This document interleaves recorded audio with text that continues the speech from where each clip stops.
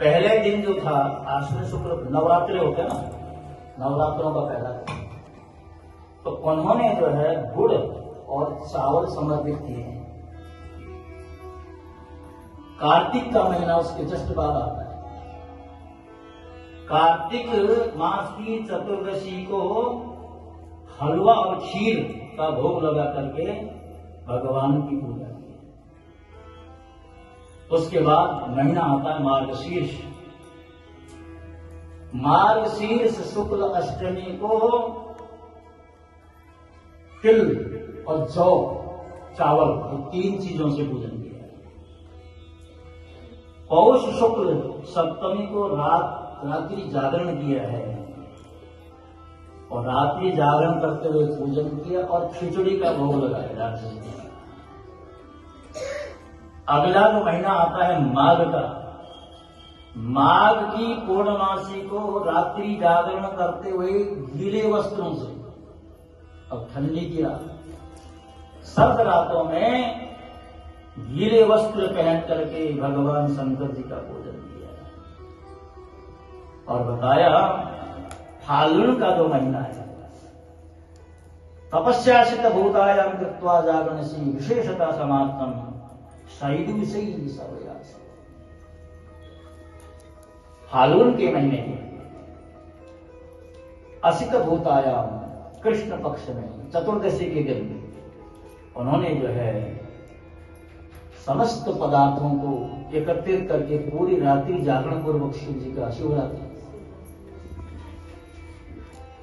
उसके बाद बताया है चैत्र शुक्ल चतुर्दश्यम पलासे दमने शिवम। चैत्र शुक्ल चतुर्दशी को पलाश के जो पत्र होते हैं, पत्ते, उससे पूजन किया है। उसके बाद जो है माघ शुक्ल तृतीया को भी क्रम में उन्होंने माघ को बाद में रखा है। तिल और जौ के आहार आदियों से पूजन किया है, जल से।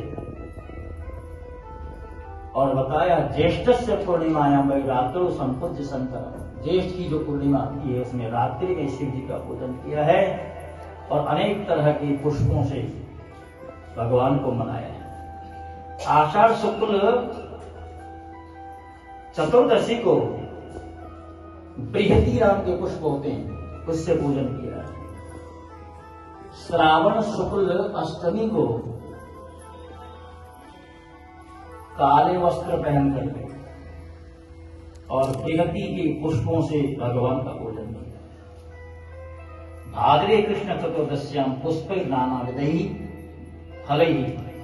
भाद्र कृष्ण चतुर्दशी को नाना फलों से, नाना प्रकार के पुष्पों से भगवान का पूजन किया और इसी तरह नंदाव्रत संपन्न किया।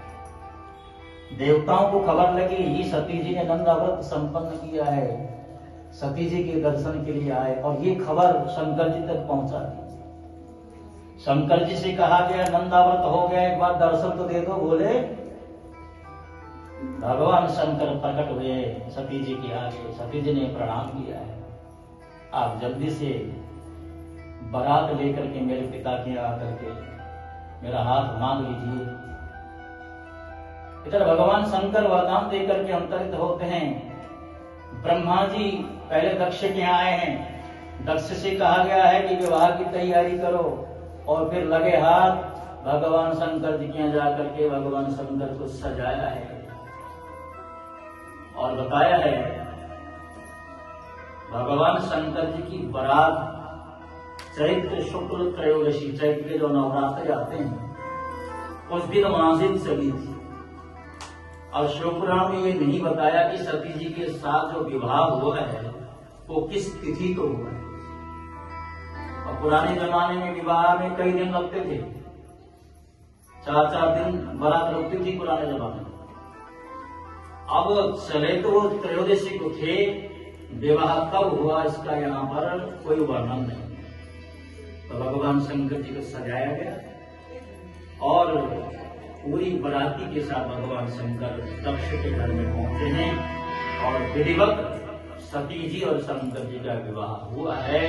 और जैसे ही शंकर जी और सती जी का विवाह हुआ है ब्रह्मा जी को आनंद आया है। ब्रह्मा जी सोचते हैं कि हमारा संकल्प पूरा हुआ। भगवान शंकर जी जो विवाह को स्वीकार नहीं करना चाहते थे, पत्नी को स्वीकार नहीं करना चाहते थे, उन्होंने पाणी ग्रहण कर लिया है। इस बात से बड़ा संतोष हुआ। जैसा कि मैं बार बार आपसे कहता हूं कि जिस तरह परिवार का जो बड़ा होता है, बुजुर्ग होता है, अपने बच्चों का घर बसते हुए देख करके आनंदित होता है, ब्रह्मा जी भी तो हम सबके सर्जनहार हैं।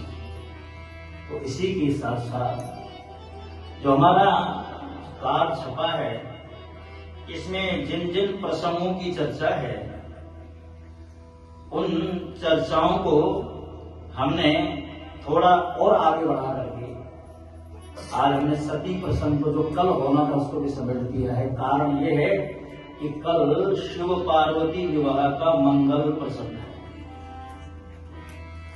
उसमें समय लगता है।